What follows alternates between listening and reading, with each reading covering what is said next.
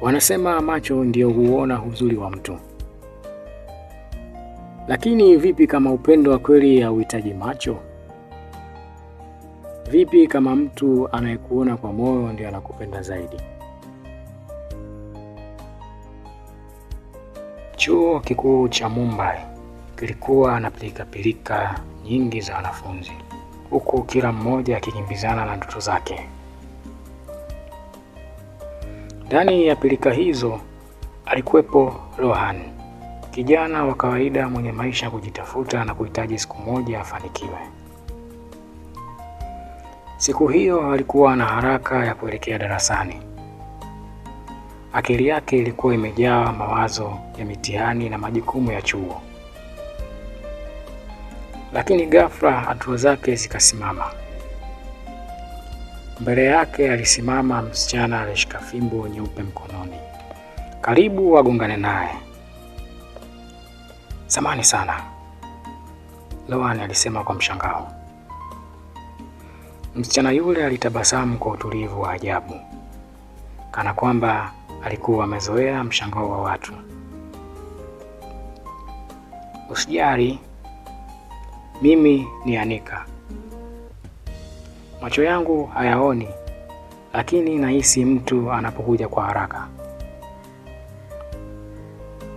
Sauti ya Anika ilikuwa ni sauti laini, sauti yenye utulivu na sauti yenye kuvutia mioyo bila kujua kwa nini. Rohan alisimama kwa sekunde chache akimtazama kana kwamba mtu aligundua kitu kisichoelezeka. Hakuwa akimwangalia tu msichana huyo kama kipofu, bali alikuwa ameguswa na uwepo wa msichana huyo. Na hapo ndipo hadithi ya mioyo miwili ikaanza kimya kimya. Siku zilivyozidi kupita, Rohan alianza kujikuta akimtafuta Anika bila hata kupanga. Alimsaidia kuelekea maktaba, alimpeleka karantini, na wakati mwingine walikuwa wakitembea tu polepole, wakizungumza mambo madogo ya maisha. Lakini jambo la kushangaza lilikuwa hili. Anika hakuwa msichana dhaifu. Alikuwa msichana mcheshi, msichana mwenye akili kali na uwezo mkubwa wa kukumbuka vitu kwa usahihi wa ajabu. Alijua sauti za watu, alitambua hatua zao na alielewa mazingira yake kwa namna ambayo Rohan hakuwahi kuona kwa mtu mwingine. Siku moja walikuwa wamekaa kwenye bustani tulivu ya chuo, huku upepo mdogo ukipita taratibu. Anika akauliza kwa sauti ya upole, Rohan, kwa nini uko karibu na mimi hivi? Watu wengi huogopa au hujisikia vibaya kuwa karibu na mtu kama mimi. Rohan akavuta pumzi, akatazama mbele kana kwamba anachagua maneno kwa uangalifu. Kwa sababu wewe unaona zaidi ya wengine. Unanionyesha dunia kwa namna ambayo macho hayawezi kuona. Anika aliposikia jibu hilo alinyamaza. Akainama kidogo, kisha akachora mstari ardhini kwa kidole chake. Kisha akasema kwa sauti ya chini, maneno yako yananifanya nijisikie salama. Na hapo ndipo urafiki wao ukaanza kuwa kitu kikubwa zaidi ya vile walivyotarajia. Kadri muda ulivyopita, ukaribu wao ulizidi kukua. Anika alianza kumtambua Rohan kwa kila kitu. Sauti yake, harufu yake, hata namna anavyotembea. Na Rohan alianza kumpenda Anika bila hata kujua ni lini hasa alianza. Siku moja jioni, mvua kubwa ilianza kunyesha ghafla.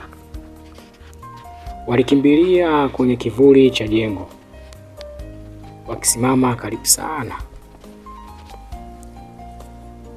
Mvua ilipiga kwa nguvu, lakini kati yao kulikuwa na ukimya mzito wenye maana. Anika akasema taratibu, Rohan, watu wanapopendana huwa wanajuaje? Swali hilo lilimshtua Rohan, lakini akajibu kwa utulivu, wakiwa pamoja moyo unakuwa na amani, hata akinyamaza inatosha. Anika alitabasamu, tabasamu la ndani kabisa. Hivyo ndivyo ninavyohisi nikiwa na wewe. Rohan baada ya kusikia hivyo, moyo wake ulidunda kwa nguvu. Polepole akamshika mkono wake Anika, lakini Anika kuondoa.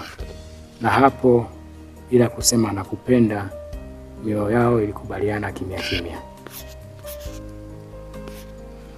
Lakini nyuma ya utulivu wa Anika ulikuwa na siri nzito.